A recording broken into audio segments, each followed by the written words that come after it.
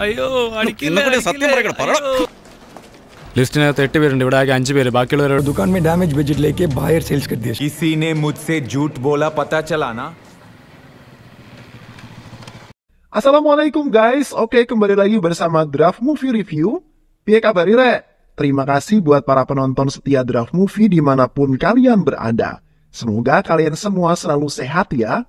Kali ini Draft Movie sudah merangkum sebuah film yang berjudul Dora.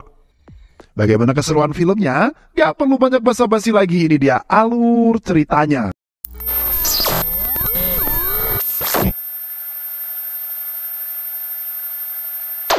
Film diawali dengan perjuangan seorang wanita bernama Pavala Cody yang berusaha untuk bertahan hidup dari kematian yang ada di hadapannya. Ayah Pavala Cody yang bernama Faira Kanu menangis meratapi nasib malang yang menimpa putri kesayangannya. Film kemudian bergeser pada kejadian beberapa bulan kemudian. Faira Kanu adalah orang tua tinggal yang membesarkan Pavala Cody dari kecil.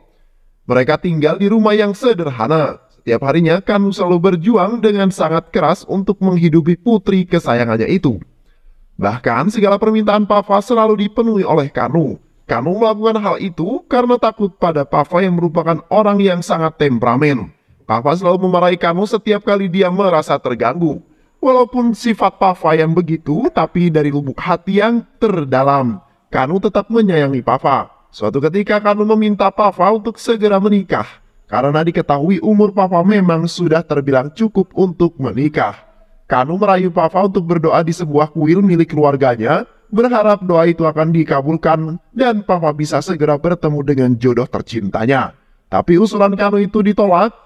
Papa hanya ingin hidup bersama sang ayah sambil merawatnya. Penolakan Papa itu membuat Kanu sangat sedih. Papa yang tak tega melihat kesedihan ayahnya itu kemudian berubah pikiran. Dia akan menuruti permintaan sang ayah. Singkat cerita, Kanu dan Papa kemudian pergi ke rumah bibinya untuk meminjam sebuah mobil. Diketahui, bibi Papa adalah pemilik perusahaan taksi online yang beroperasi di wilayah tersebut. Kanu kemudian menyampaikan maksud kedatangan itu, tapi bibi Papa malah menolak permintaan Kanu. Dia menolaknya dengan cara yang halus. Dia berkata kepada Kanu bahwa saat ini dia tidak memiliki mobil yang sedang kosong. Semua armadanya lagi aktif beroperasi. Jika Kanu memang ingin pergi ke sana, maka Kanu bisa memesan taksi online miliknya dan akan didiskon setengah harga. Kanu yang mendengar hal tersebut merasa direndahkan, tapi dia tak mampu berkata apapun. Tapi di sisi lain, kata-kata bibinya itu menyinggung perasaan Papa. Papa menjadi sangat kesal. Dia lalu mengukir semua kebaikan sang ayah yang ikhlas membantu bibinya itu. Saat masih menjadi orang yang susah, dulu ayah selalu mengurus bibinya saat masih kecil. Ayah juga selalu membantu bibi hingga bibi bisa menikah. Bahkan modal awalan bibi dalam mendirikan perusahaan taksi online ini adalah modal dari sang ayah. Papa sangat marah ketika ayahnya direndahkan. Papa juga bersumpah kepada bibinya bahwa dia bersama ayahnya akan membangun perusahaan taksi online yang jauh lebih besar dan akan mengalahkan perusahaan taksi online milik bibinya. Di sisi lain, seorang ibu rumah tangga tampak sedang ditinggal oleh suami yang akan pergi bekerja. Sang ibu kemudian masuk ke dalam apartemennya dan memainkan komputer miliknya. Tapi, tak lama kemudian seorang datang mengetuk pintu, dia lalu berjalan untuk membukakan pintu. Tapi, ketika pintu dibuka, dia sama sekali tak mendapati seseorang yang ada di sana. Sang ibu kemudian keluar untuk mencari orang tersebut. Karena tak kunjung menemukannya, ibu itu kemudian kembali ke dalam apartemen dan kembali memainkan komputernya. Namun tiba-tiba, seseorang sudah di belakangnya. Orang itu adalah Mukesh Yadav, seorang mandor bangunan yang menguping pembicaraan ibu itu dan suaminya yang ingin membeli apartemen. Yadav mengetahui bahwa ibu itu menyimpan emas yang banyak di apartemennya. Oleh karena itu, dia ingin merampoknya. Dalam menjalankan aksinya, Yadav dibantu oleh pawan orang yang berpura-pura menjual selimut, Rajasthani. Padahal dia aslinya sedang memata-matai situasi di apartemen itu. Dan juga Aksa yang berpura-pura menjadi penjual panipuri padahal petugas untuk memata-matai keseharian sang ibu. Mereka bertiga kemudian menyiksa ibu rumah tangga itu tanpa belas kasihan sedikit pun. Sang ibu yang tak berdaya kemudian diperkaos secara bergantian hingga tewas.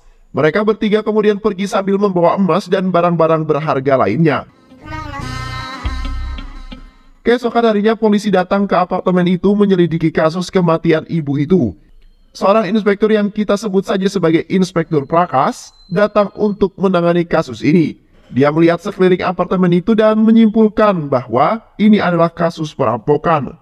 Dan sang ibu tewas setelah disiksa dan diperakaos dengan brutal. Inspektur Prakas terus melihat sekelilingnya berharap ada petunjuk yang bisa dikembangkan. Ternyata para penjahat itu malah meninggalkan selimut Rajasthani di sana. Selimut itu kemudian digunakan oleh inspektur sebagai petunjuk awal untuk mengembangkan kasus ini. உங்கள யாருக்காவது சத்தம் அடிச்சா சந்தேகப்படுற மாதிரி யாரையா Sementara itu, Papa dan juga Kanu, ayahnya terus mencari semua uang tabungan yang mereka miliki. Setelah semuanya terkumpul, Papa kemudian menggunakan uang itu untuk membeli mobil.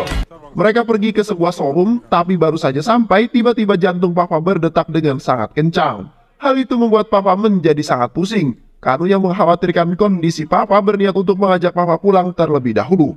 Tapi beruntung pusing itu tak berlangsung lama. Papa kembali melanjutkan urusannya. Papa bersama Kanu sedang melihat-lihat mobil yang mana akan yang mereka beli. Banyak model-model modern yang ada di sana. Tapi entah mengapa, Papa justru tertarik dan membeli sebuah mobil klasik yang ada di sana. Kanu sempat protes, tapi Papa sama sekali tak memperdulikannya. Di malam hari, mobil itu sempat memperlihatkan keanehannya. Anjing-anjing yang menyadari keanehan itu kemudian bergonggong dan membuat Papa terbangun. Papa mengecek kondisi mobilnya, tapi dia sama sekali tak menemukan keanehan di sana. Papa menganggap keanehan itu ditimbulkan oleh seekor kucing. Keesokan harinya mobil sudah siap untuk menjalankan tugasnya. Papa dan Kanu sedang deg-degan menunggu penelpon pertama dan benar saja, tak lama kemudian telepon itu berbunyi. Papa dan juga Kanu ayahnya saling berebut untuk menjawab panggilan itu. Papa berhasil mengangkatnya, bukannya minta diantarkan ke suatu tempat. Penelpon itu justru ingin menyewa mobil untuk mengantar sebuah jenazah. Papa tentu saja kesal. Dia langsung memarahi penelpon itu dan mengakhiri teleponnya. Mereka terus menunggu panggilan yang kedua. Setelah menunggu cukup lama, panggilan kedua pun akhirnya masuk. Orang itu meminta Papa untuk mengantarkan ke bandara. Dan setelah ketemuan ternyata orang itu adalah Kanu, ayahnya Papa yang menyamar sebagai seorang pilot. Di sisi lain, Inspektur Prakas terus pergi ke berbagai tempat untuk mencari informasi mengenai kasus tersebut. Hingga pada akhirnya, dia menyadari ada sebuah warung yang menjual selimut Rajasthani. Inspektur Prakas lalu menginterogasi pemilik warung tersebut. Dia menanyakan dari mana pemilik warung bisa mendapatkan selimut itu. Pemilik warung kemudian mengatakan bahwa selimut itu didapatkan dari sepeda yang ada di gang depan warungnya. Di sepeda itu terdapat banyak selimut Rajasthani. Tapi karena si pemilik sepeda itu tak kunjung datang, dia akhirnya mencuri beberapa selimut itu. Setelah mendengar pernyataan tersebut, Inspektur Prakas lalu meminta anak buahnya untuk tetap menyelidiki dari mana selimut itu berasal dan siapa pemiliknya. Sedangkan Inspektur Prakas sendiri akan mencari sebuah petunjuk lainnya. Di tempat lain, Kanu ternyata mendapatkan orderan taksi dari penelpon pertama yang tadinya dimarahi Papa. Karena takut, Kanu kemudian pergi dari sana dengan mengendarai mobilnya. Tapi tak lama kemudian mobil itu malah berasap dan mogok di tengah jalan. Keesokan harinya, Kanu kemudian menceritakan kejadian itu kepada Papa. Papa kemudian mengajak ayahnya untuk berdoa di kuil dengan harapan keanehan dari mobil itu segera menghilang.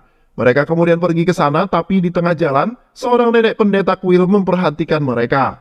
Nenek mengatakan bahwa mereka tidak boleh berdoa dengan membawa mobil ini. Jika kalian ingin berdoa di kuil, berdoalah berdua, tinggalkan mobil itu di sini. Papa dan juga Kanu sama sekali tak mendengarkan omongan nenek tersebut. Mereka tetap membawa mobil itu ke kuil. Tetapi sesampainya di sana, bunga persembahan yang sudah disiapkan di atas mobil malah terbang ke langit, seolah-olah menandakan bahwa mobil itu ditolak. Di tempat lain, seorang pengendara mobil tak sengaja menabrak seorang pengendara motor. Dia lalu keluar untuk memastikan kondisi sang pemotor. Ternyata pengendara motor itu adalah Yadav. Yadav sengaja melakukan modus pura-pura tertabrak untuk membegal si pengendara mobil. Terlihat Pawan dan Aksa juga ada di sana. Usut punya usut, pengendara mobil itu ternyata adalah seorang kontraktor bangunan. Yadav kembali menguping isi pembicaraan kontraktor itu dengan kliennya. Itulah awal dari Yadav melakukan pembegalan ini. Di sisi lain, anak buah Inspektur Prakas yang ditugaskan untuk menyelidiki selimut Rajasthani sudah mendapatkan sebuah petunjuk. Dia lalu mengetahui siapa pemilik selimut Rajasthani itu. Dia memperlihatkan foto pemilik itu dan ternyata itu adalah fotonya Pawan. Inspektur Prakas akan bergerak untuk memburu Pawan.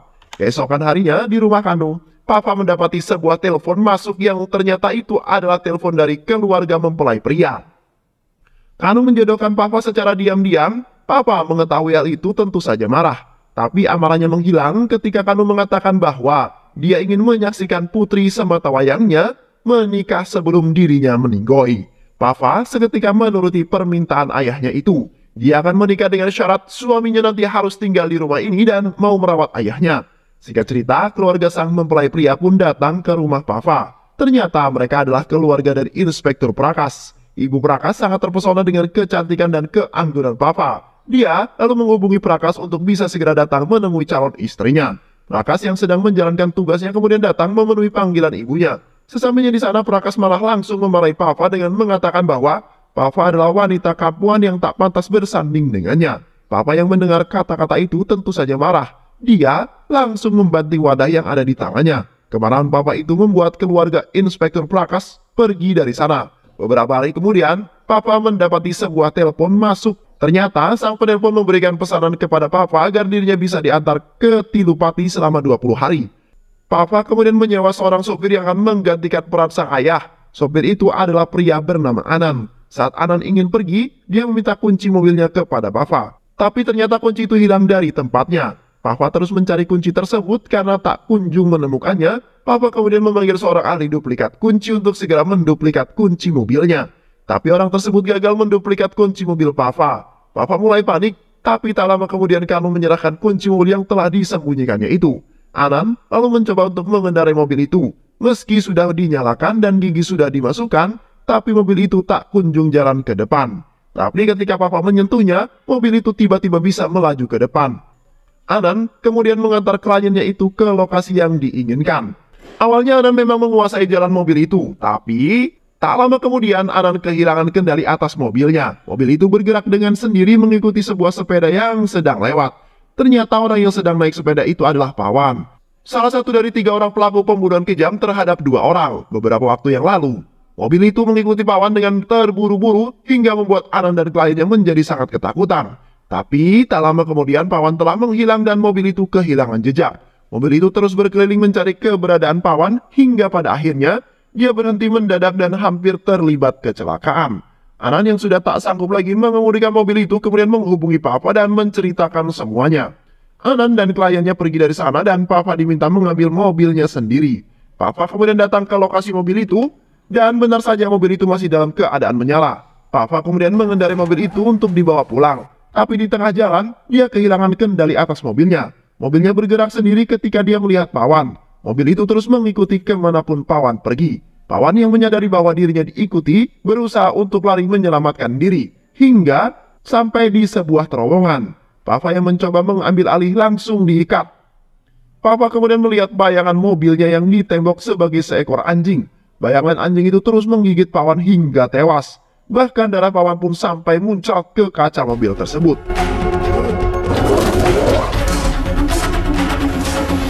Setelah Pawan mati, kendali pada mobil itu mulai menghilang. Papa kemudian pulang meninggalkan mobilnya di sana. Papa meneguk sebotol air putih untuk menenangkan dirinya. Tapi tak lama kemudian terdengar suara klakson dari kejauhan. Ternyata mobil Papa pulang dengan sendirinya. Mobil itu lalu berjalan ke belakang rumah tempat biasa dia diparkirkan. Mobil itu bahkan bisa membersihkan dirinya sendiri dari noda darah yang menempel. Bukannya tenang, kini Papa malah semakin takut dengan keanehan mobil tersebut. Di sisi lain, polisi menemukan jasad Pawan di terowongan itu. Inspektur Prakas menyadari bahwa mayat itu adalah mayat Pawan, orang yang sedang dicari dirinya. Pawan tewas dengan cara yang mengenaskan. Inspektur yang menyelidiki TKP tak sengaja menemukan tutup tangki radiator mobil klasik di sana. Usut punya usut, ternyata Mukes Yadav dan Aksa juga ada di sana untuk menyaksikan mayat Pawan. Inspektur Pawan kemudian memeriksa CCTV di sekitar terowongan. Tapi anehnya CCTV itu mendadak error dan tak merekam saat-saat pembunuhan itu terjadi. Keesokan harinya, Papa bersama Kanu kembali membawa mobil itu ke sebuah kuil untuk menemui nenek pendeta. Mereka menanyakan tentang keanehan yang terjadi pada mobil ini. Nenek pendeta kemudian menjelaskan bahwa mobil ini sudah dirasuki oleh arwah seekor anjing.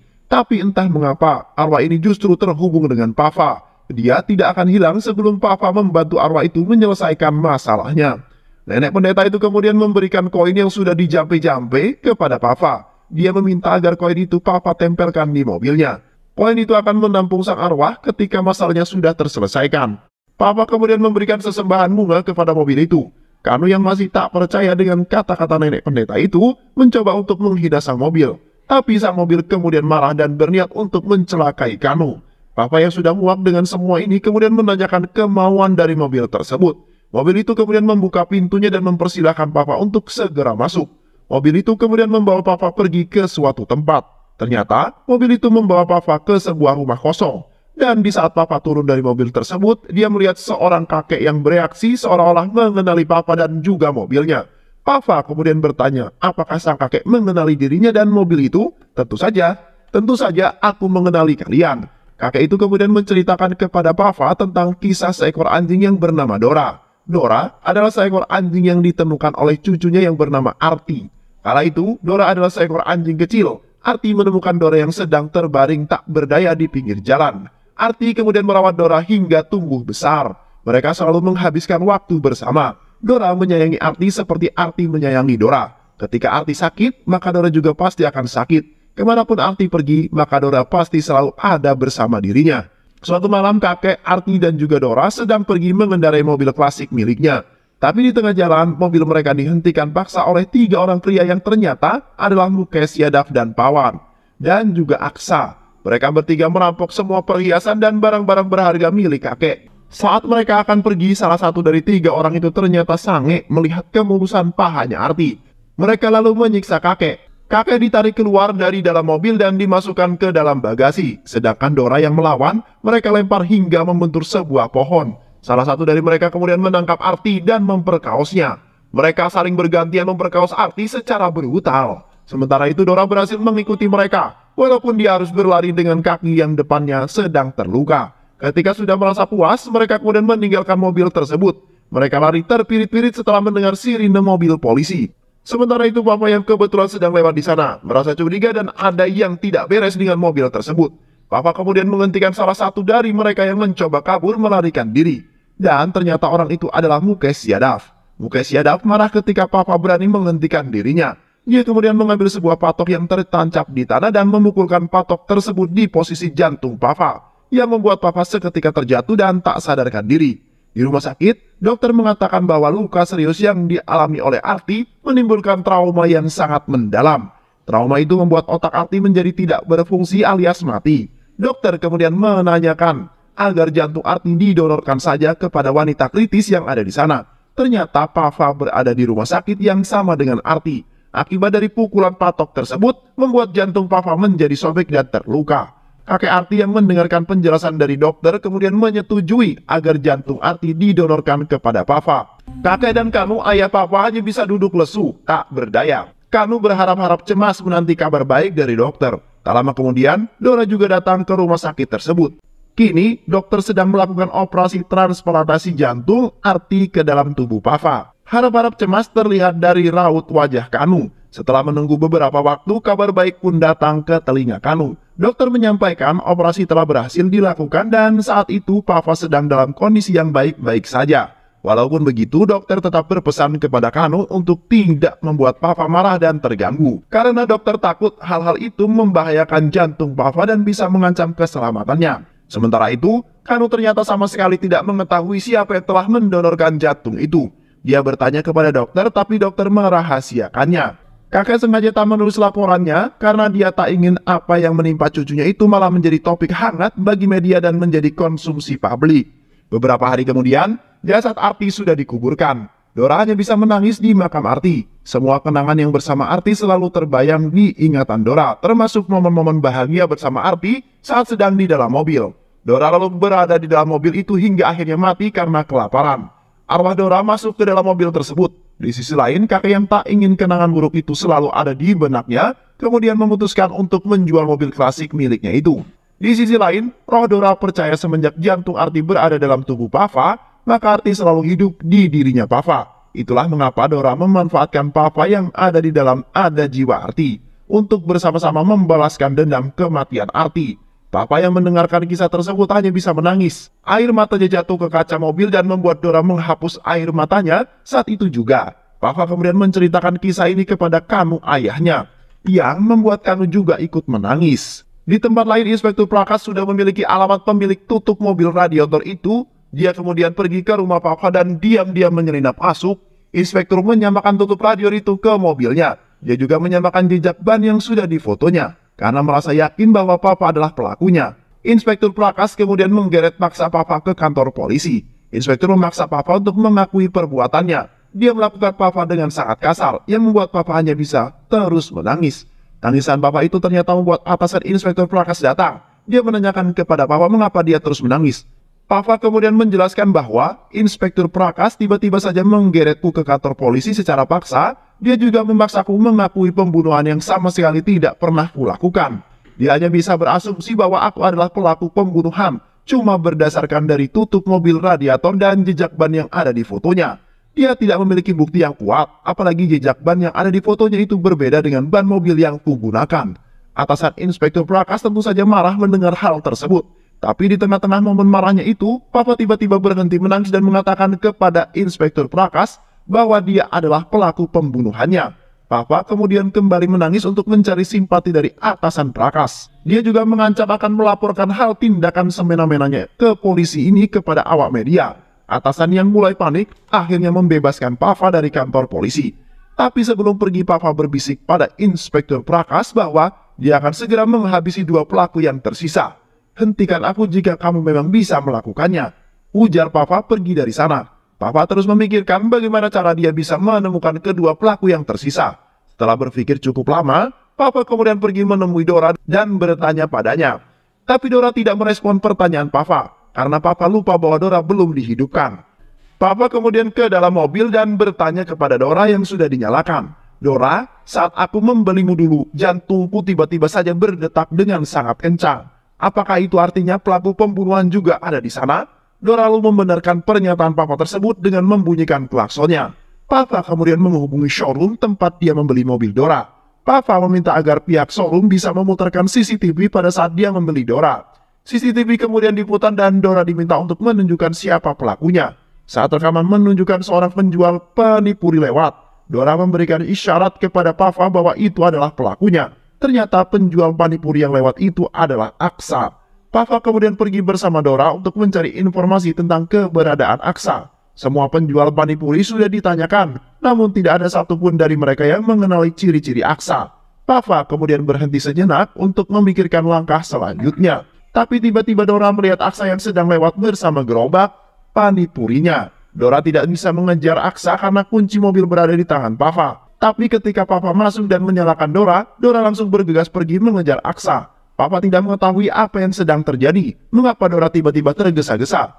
Namun semua kebingungan Papa itu terjawab ketika dia melihat Aksa. Papa kemudian meminta Dora untuk segera menghabisi Aksa dengan cara menabraknya. Tapi Dora malah mundur ke belakang. Ternyata Dora sedang bersembunyi dari Inspektur Prakas yang tiba-tiba lewat di sana. Inspektur Prakas sempat berhenti dan bertanya kepada Aksa, "Hei, siapa namamu?" Tapi Aksa mengatakan bahwa dirinya adalah Asep. Inspektur Prakas kemudian pergi dari sana. Di sisi lain, Papa sudah mengetahui bagaimana caranya dia bisa membunuh Aksa. Di malam harinya, Papa datang menemui Aksa untuk berpura-pura membeli panipurinya. Tapi di saat Aksa lengah, Papa mencatat nomor telepon Aksa dan mencuri kain miliknya. Usut punya usut, ternyata Inspektur Prakas telah memerintahkan anak buahnya untuk membuntuti Papa. Inspektur Prakas kini mengetahui bahwa Papa sedang mengincar seorang penjual panipuri. Inspektur kemudian menyimpulkan bahwa penjual panipuri itu pasti salah satu dari pelaku pembantaian. Papa mulai menjalankan rencananya. Di saat yang bersamaan, anak buah Prakas terus mengintai Papa. Inspektur Prakas meminta anak buahnya itu untuk terus mengawasi Papa. Ternyata aksi anak buah Prakas itu diketahui oleh Papa. Papa berhenti sebentar untuk membeli es krim. Di saat anak buah Prakas lengah, Papa kemudian masuk ke dalam mobil dan sengaja menjepitkan sebagian syalnya sebagai tanda bahwa dia masih ada di dalam mobil. Papa kemudian mengelem beberapa bohlam ciodai dan memecahkannya di dalam kain milik Pawan Aksa. Papa bekerja sama dengan Dora untuk mengelabui polisi. Di sisi lain, Inspektur Prakas terus mencari identitas penjual panipuri yang diincar Papa. Tak lama kemudian, Prakas berhasil menemukannya. Prakas berhasil menemukan identitas dari Aksa dan alamat lengkapnya. Di dalam mobil, Papa kemudian menghubungi Aksa. Dia mengatakan kepada Aksa bahwa dia mengetahui pembunuhan yang dilakukan oleh Aksa. Aksa yang mendengarnya menjadi panik dan ketakutan. Papa kemudian mengatakan kepada Aksa bahwa posisinya sedang menuju ke rumahnya. Papa meminta Aksa untuk melarikan diri dari pintu belakang. Di saat jarak situasi sudah aman, Papa kemudian melompat dari dalam mobil, sedangkan Dora tetap melanjutkan perjalanannya. Polisi berhasil dikelabui. Mereka tetap mengira bahwa Papa masih ada di dalam mobil dan terus mengikutinya. Sementara itu, Aksa yang sedang berlari kemudian menghubungi Mukesh Yadav dan menceritakan bahwa saat ini polisi sedang mengejarnya. Tak lama kemudian, jantung Papa berdetak kencang. Papa lalu mengeluarkan kain yang sudah ditempel dengan pecahan beling bohlam. Saat Aksa lewat di hadapannya, Papa langsung melilitkan kain itu ke leher Aksa. Papa terus membelit kain kaca itu sambil membayangkan rasa sakit yang dialami Arti saat mereka memperkaosnya. Papa kemudian pergi dari sana setelah Aksa benar-benar meregang nyawa. Di tempat lain, Dora ternyata terus berjalan hingga kembali ke rumah Papa. Anak buah Prakas lalu menghubungi Prakas dan melaporkan hal tersebut. Pak, kami sudah mengikuti Papa hingga sampai di rumahnya. Dia sama sekali tak berhenti di tengah jalan dan melakukan hal yang mencurigakan. Tapi di sisi lain, salah satu anak buah Prakas kemudian menemukan jasad Aksa yang sudah tewas di tengah jalan. Inspektur Prakas bingung dengan apa yang terjadi. Di satu sisi, anak buahnya yakin bahwa Papa sama sekali tak turun dari mobil, tapi di sisi lain, anak buahnya menemukan Aksa yang sudah tewas di tengah jalan. Jika Papa bukan pelakunya, lantas siapa yang melakukan pembunuhan itu? Ujar Inspektur Prakas. Di sisi lain, Mukesh Yadav merasa sedih dengan apa yang menimpa kedua sahabatnya. Dia bersumpah akan membalas perbuatan orang yang sudah membunuh kedua sahabatnya itu. Yadav lalu pergi dari rumahnya untuk mencari orang tersebut. Di kantor polisi, Inspektur Prakas mulai terlihat sedang gelisah, cemas tentang kasus yang tengah ditanganinya ini. Dia takut dirinya gagal dalam memecahkan kasus pembunuhan ini. Tapi tak lama kemudian angin segar datang kepada Inspektur Prakas. Salah satu anak buahnya mengatakan bahwa mereka telah berhasil mengetahui identitas dan alamat pelaku yang tersisa. Inspektur Prakas kemudian pergi ke rumah Yadav. Tapi sayangnya, Yadav sudah meninggalkan rumah itu. Di sisi lain, Papa sedang mengangkat telepon dari seorang yang ternyata itu adalah Mukesh Yadav. Yadav telah mengetahui bahwa Papa adalah pelaku pembunuhan kedua sahabatnya. Yadav kemudian mengancam akan segera menghabisi nyawa ayahnya Papa. Papa menjadi panik, dia langsung pergi ke kamar ayahnya untuk memeriksanya. Dan benar saja ternyata sang ayah sudah tak lagi di dalam kamarnya. Papa kemudian mengambil selimut ayahnya itu dan meminta Dora untuk segera mengendus keberadaan ayahnya. Di sisi lain, ternyata obrolan Papa dan juga Yadav telah disadap oleh Inspektur Prakas. Inspektur Prakas langsung pergi mengejar mobil milik Papa. Papa yang mengetahui hal itu meminta Dora untuk melakukan sesuatu. Dora lalu membocorkan sedikit bensinnya dan membakar jalanan tersebut. Dora berhasil menghentikan laju Inspektur Prakas. Tapi salah satu anak buah Prakas berhasil mencegat Dora. Posisi Dora kini terpojok, dirinya terkepung oleh mobil polisi. Tapi lagi dan lagi Dora tidak kehilangan akal. Dia membuat kumpulan asap dan pergi dari sana. Singkat cerita, Dora telah sampai di gedung yang masih dibangun. Gedung itu adalah tempat Yadav menyandra ayahnya Papa. Papa meminta agar Dora segera menghabisi Yadav. Tapi Yadav datang bersama Kano dan siap menghabisinya. Papa yang melihat hal itu tentu saja panik. Dia tak tahu harus melakukan apa. Dia hanya bisa menuruti perkataan Yadav. Yadav meminta Papa untuk segera keluar dan mencabut kunci mobilnya itu. Hingga Dora dapat dipastikan tidak bisa membantu Papa. Yadav lalu menendang Kano dan menghajar Papa. Dia menghajar mereka dengan sesuka hati. Yadav kemudian mengolok-olok mobil tersebut. Dia tak percaya jika mobil itu berhantu. Yadav kemudian menjambak rambut Papa dan membetulkan kepalanya ke lampu depan mobil hingga pecah. Dia juga merusak mobil tersebut, semua kacanya dipecahkan. Badan mobil dipukul hingga penyok dan ringsek. Kebrutalan Yadav itu membuat koin yang diberikan nenek pendeta jatuh. Papa ingat bahwa dulu tukang duplikat kunci pernah menghidupkan mobilnya hanya dengan koin. Papa ingin menghidupkan Dora, tapi Yadav terlebih dahulu menarik dan menyiksanya. Siksaan itu membuat koin yang ada di tangan Papa mental masuk ke dalam mesin mobil. Saat Yadav ingin memperkaos Papa yang sudah tak berdaya, tiba-tiba saja Dora kembali hidup. Dia melempar sebuah besi kecil yang menjadi simbolnya ke lehernya Yadav. Dora kemudian menabrak Yadav hingga membuat sekarat. Dora lalu memperbaiki dirinya sendiri hingga kembali dalam kondisi mulus seperti sedia kala. Dia juga menyemprotkan air kepada Papa untuk membangunkannya. Papa yang sudah bangun lalu melihat kondisi Yadav yang sedang sekarat. Dia masih kesal dengan perbuatan Yadav. Papa kemudian masuk ke dalam mobil. Dia membayangkan rasa sakit yang Arti rasakan saat disiksa Yadav. Papa lalu meminta Dora untuk kembali menabrak Yadav. Tabrakan itu membuat kepala Yadav masuk ke dalam mobil. Dora menyiksa Yadak seperti seekor anjing yang sedang mencabik-cabik mangsanya. Yadak pun tewas di tempat. Misi Dora itu untuk membalas dendam berhasil terwujud.